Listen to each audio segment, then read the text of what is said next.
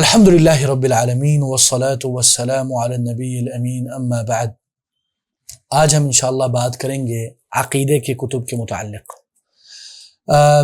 شیخ فرماتے ہیں کہ المنہجیۃ فی قراءۃ کتب العقیدہ، یعنی عقیدے کی کتابوں کو پڑھنے کے لیے کیا کرنا چاہیے۔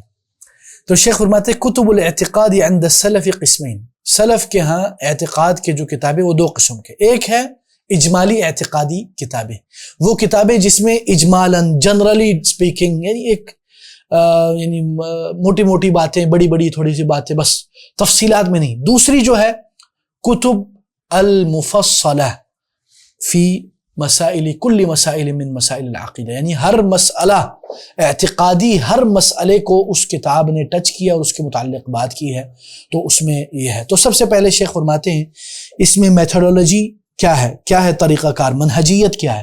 تو شیخ فرماتے ہیں نمبر 1 التدرج فی القراءہ، یعنی اس میں بھی آپ نے سٹیپ بائی سٹیپ پڑھنا ہے، پہلی چھوٹی کتابیں، پھر متوسط کتابیں، پھر بڑی کتابیں، ایک دم بڑی چھلانگیں نہیں مارنی۔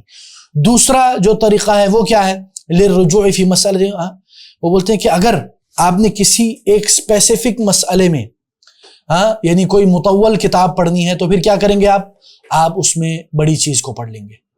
اور تیسری چیز ضبط هذه المنہجیہ، تیسری چیز یہ ہے کہ آپ نے اس منہجیت کو ایک فریم ورک میں بند کرنا ہے، اور یہ ترتیب ہے۔ تو آپ مختصر سے متوسط، پھر متوسط سے مطول میں جائیں گے۔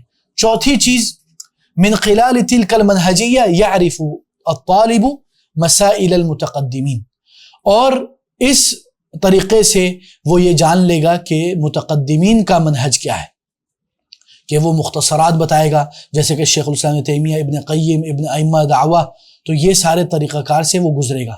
تو پھر جب بندہ ان طریقے سے گزرتا ہے تو پھر وہ علم حاصل کرنے لگتا ہے۔ مثال کے طور پر جب وہ ان چیزوں سے گزرتا ہے تو اس کو پتہ چل جاتا ہے کہ مسئلہ کدھر ہے، تصور، یعنی مسئلے کو تصور کرنے میں اس میں کوئی اگر غلطی ہو تو بندے کو پتہ چل جاتا ہے۔ مثال کے طور پر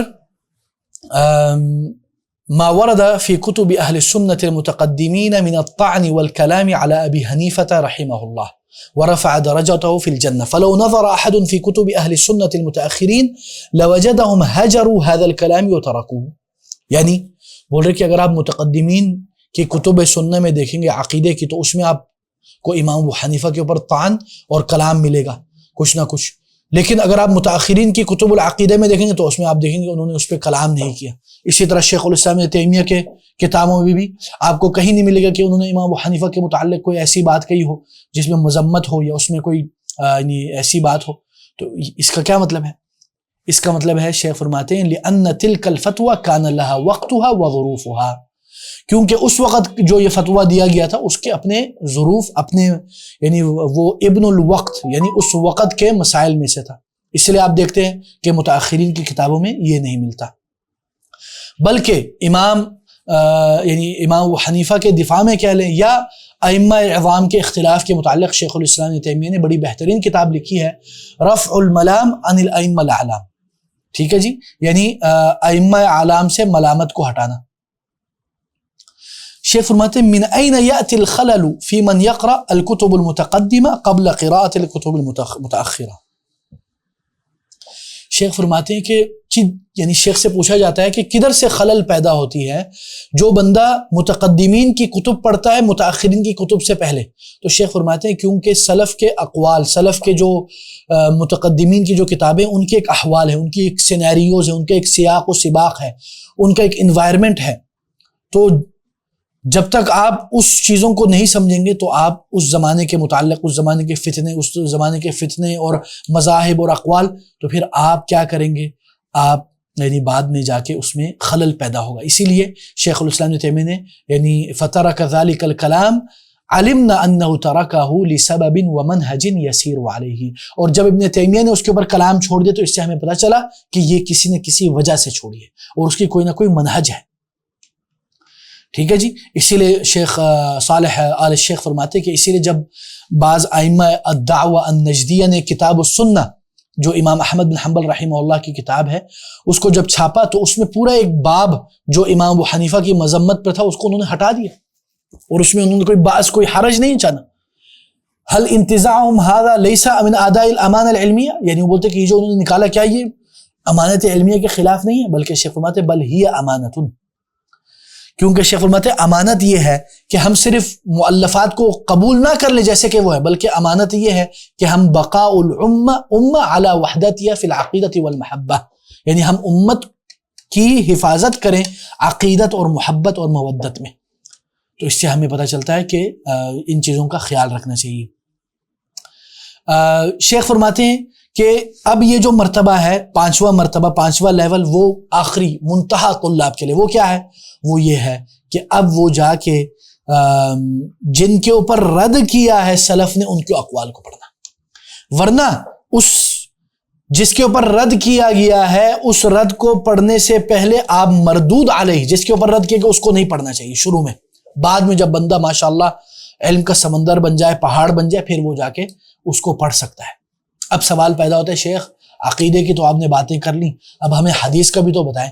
تو شیخ فرماتے ہیں المنہجیۃ فی قراءۃ کتب شروح الحدیث، حدیث کی جو شروحات ہے اس کو پڑھنے کے کیا منہجیت اور کیا میتھڈولوجی ہے. نمبر 1 شیخ فرماتے ہیں الضابط الاول، سب سے پہلا طریقہ کار ہے کہ ان المسألة الفقہیہ التي ذکرت فی الشروح یکون تفسیرها بحسب مذہب الشارح.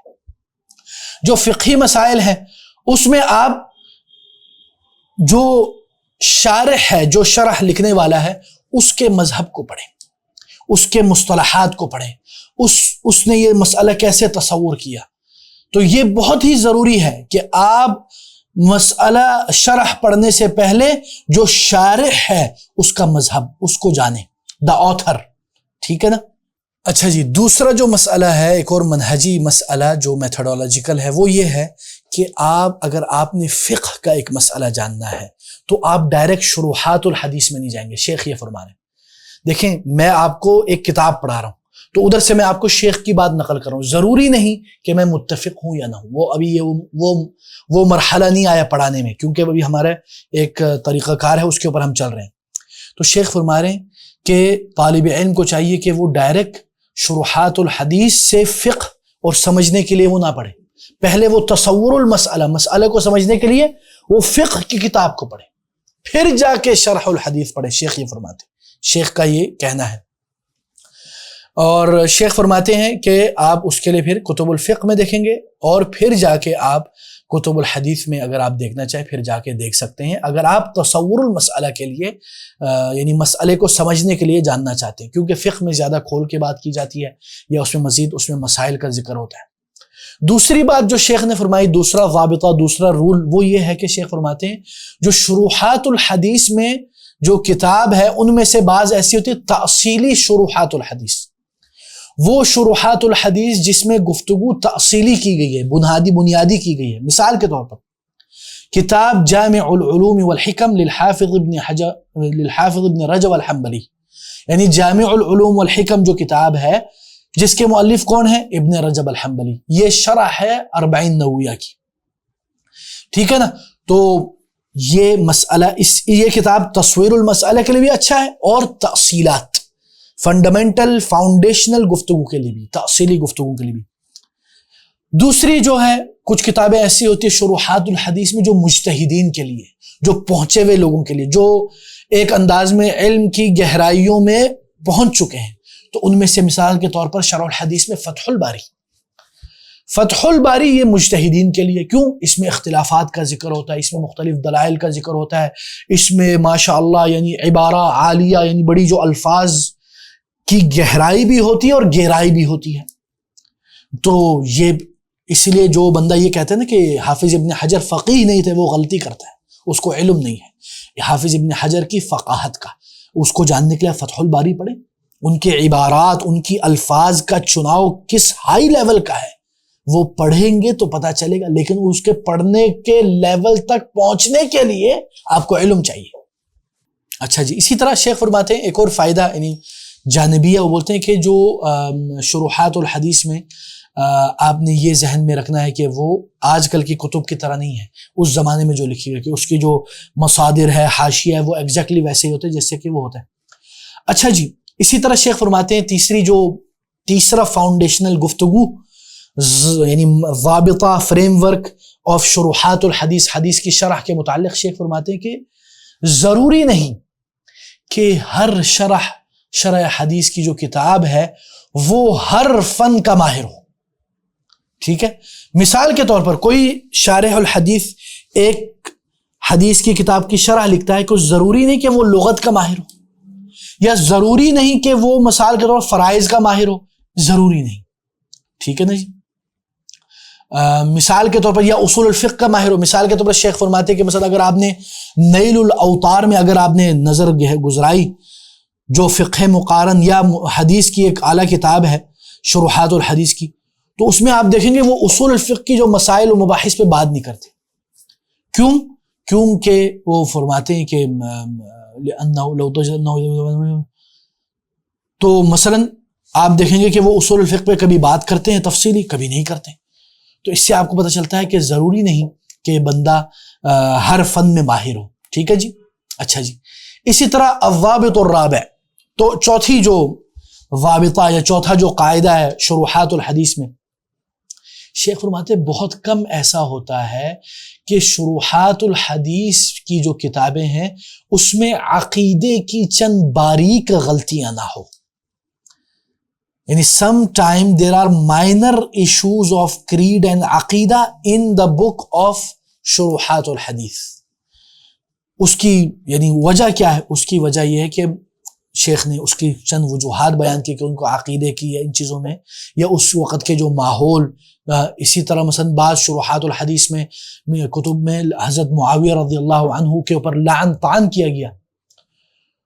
تو اس میں ہم نے کیا کرنا ہے؟ اس میں شیخ فرماتے ہیں ہمارے لیے کہ ہم نے ان کی اس غلطی کی پیروی نہیں کرنی، ہم نے ان کی ہاں میں ہاں نہیں ملانی. We are not blind follower, ہم اندھے مقلد نہیں ہیں. ٹھیک ہے جی. کیونکہ ہمارے فقہی یا فقہا یا علماء کے یہاں ایک قاعدہ ہے کہ ان العالم لا يتبع فی زلته او علی زلته، یعنی عالم کی غلطی کے اگر وہ غلطی کرے ہم اس کی پیروی نہیں کریں گے. اسی لیے شیخ فرماتے کہ بعض علماء یہ کہا کرتے تھے کہ ہر عالم کی کوئی نہ کوئی قولی یا فعلی کوئی نہ کوئی غلطی ہوتی ہے. کیوں؟ اس کی بشریت کا تقاضا ہے. وہ نبی تو نہیں ہے کہ وہ غلطی نہ کرے، وہ معصوم تو نہیں. تو یہ بہت ضروری ہے کہ انسان اپنے ذہن میں یہ رکھے، کیونکہ شیخ فرماتے ہیں کہ یعنی بعض علماء اسی لیے کہتے تھے کہ احذروا زلت العالم فإنه اذا زل بزلته العالم. یعنی عالم کی غلطی سے خبردار ہو جاؤ، کیونکہ جب عالم غلطی کرتا ہے تو عالم بھی اس کے پیچھے غلطی کرنے لگ جاتی ہے. یعنی دنیا والے بھی ان کے پیچھے لگ جاتے ہیں کیونکہ ان کو تو پتہ نہیں. ٹھیک ہے جی. تو ہم انشاءاللہ اسی پر اکتفا کرتے ہیں. اس کے بعد ہم پھر بات کریں گے ضرورت التفقہ فی الدین، دین میں فقاہت حاصل کرنے کی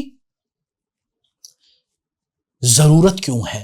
What is the importance of فقہ، فقہ کی کیا اہمیت ہے، اور ان موضوعات پر بات کریں گے. اللہ تعالی ہمیں معاف کرے اور ہدایت دے. بارک اللہ فیکم وآخر دعوانا عن الحمد للہ رب العالمین. سبحانک اللہم وبحمدک اشہد ان لا الہ الا انت استغفرک واتوب الیک. والسلام علیکم ورحمۃ اللہ وبرکاتہ.